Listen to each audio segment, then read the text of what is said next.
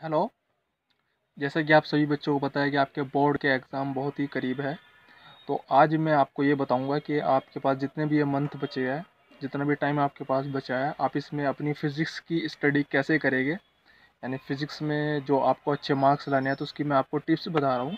देखिए, सबसे नंबर एक जो चीज़ है कि सबसे पहले आपको ये करना है कि आपने अभी तक जितना पढ़ा हुआ है, और जितना पढ़ा हुआ में से जो डेरिवेशन का जो पोर्शन है, ठीक है, तो फिज़िक्स के अंदर जितना भी डेरिवेशन है आपको आपको वो अपने फिंगर टिप पर लेकर आने हैं। ठीक है। और जब सबसे पहला काम आप यही करोगे, तो अच्छा, इस डेरिवेशन को आपको पढ़ने पर फ़ायदा क्या होगा। डेरिवेशन को तैयार करने के आपके कई फ़ायदे हैं। जैसे कि अगर हम इसके फ़ायदों की अगर हम बात करें, तो सबसे पहली बात ये होती है कि आपको फॉर्मूले इसमें लर्न हो जाते हैं।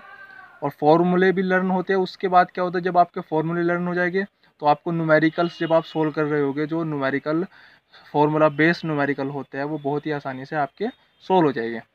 ठीक है, क्योंकि उसमें आपको फिर ऐसा नहीं होने का कि अगर आपको कोई न्यूमेरिकल आप फॉर्मूला बेस सोल्व कर रहे हैं तो उसके लिए अलग से फॉर्मूला आपको याद करना पड़ेगा। तो ऐसा नहीं होगा। जब आप डेरिवेशन अपना कर लेंगे ना, तो उसके बाद आपको फॉर्मूले को लर्न करने की ज़रूरत आपको नहीं है। तो सबसे पहला काम आप क्या करेंगे, आप जितनी भी आपके डेरिवेशन है आप वो फिंगर टिप पर लेकर आएंगे।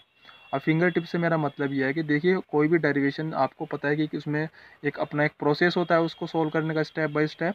तो वो जब तक वो स्टेप आपके फिंगर टिप पर नहीं आएंगे, जब तक कि यानी कि आपका वो डेरिवेशन प्रिपेयर नहीं हुआ है। क्योंकि बहुत सारे बच्चों के साथ क्या होता है कि जब वो एग्ज़ाम में डेरिवेशन को सोल्व करने बैठते हैं, अब उन्होंने अभी तो वो सोच लेते हैं कि शायद डेरिवेशन मेरा हो जाएगा, मेरा तो प्रिपेयर हो गया, लेकिन at the time of exam उसे वो बीच में आकर कहीं पर रुक जाता है।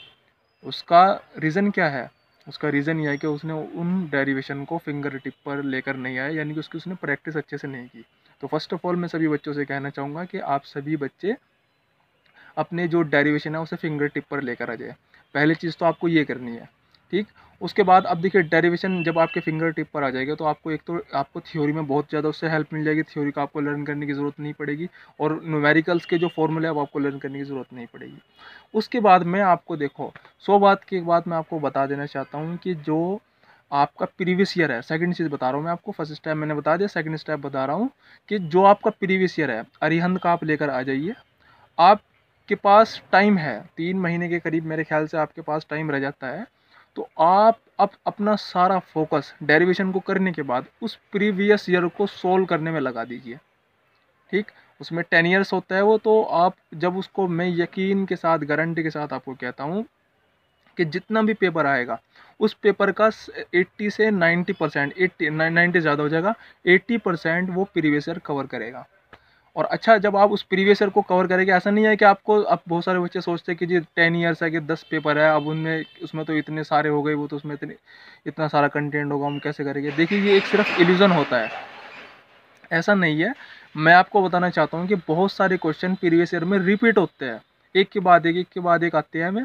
तो उसमें ऐसा नहीं है कि उसमें आपको बहुत ज़्यादा टाइम लगेगा, कोई बहुत सारे क्वेश्चन रिपीट होते हैं।